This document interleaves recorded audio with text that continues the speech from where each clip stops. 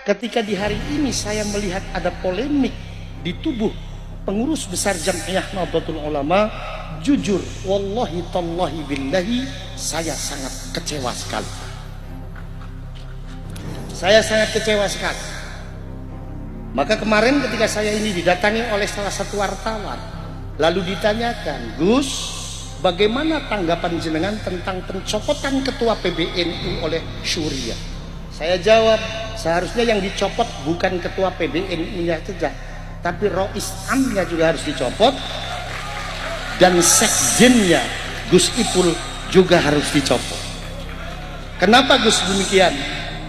Karena ente bisa melihat sepanjang sejarah pengurus PBNU dipimpin 3 orang ini adalah masa kepengurusan yang banyak tersandung masalah. Ini analisa saya. Masalah yang pertama berawal dari rekrutmen pengurus ketika Muktamar.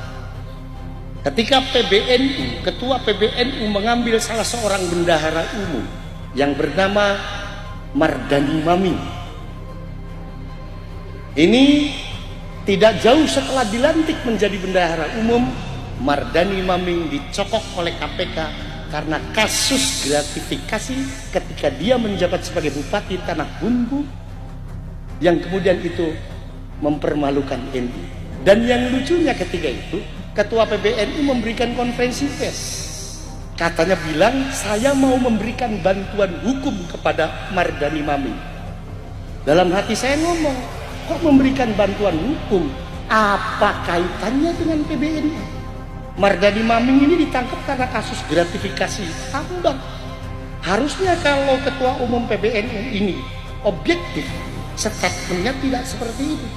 Harusnya statementnya, "Maming saya berhentikan dulu sebagai pengurus PBNU sampai kasus hukumnya selesai. Kita hormati penegakan hukum di negara ini, kita hormati supremasi hukum di negara ini." Itu yang pertama.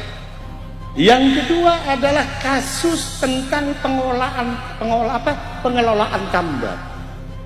Hadirin sekalian perlu tahu bahwa konflik di tubuh PBNU di hari ini bukan tentang Yahudisme. Bukan. Itu hanya kamuflase saja.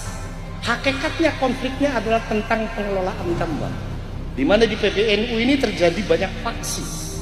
Mereka semuanya menginginkan pengelolaan tambang yang diberikan Presiden Jokowi kepada NU ini sesuai dengan keinginan mereka masing-masing. Yang pergerakan mereka ini kalau saya analisa, orientasinya adalah bukan untuk membesarkan NU, bukan untuk mensejahterakan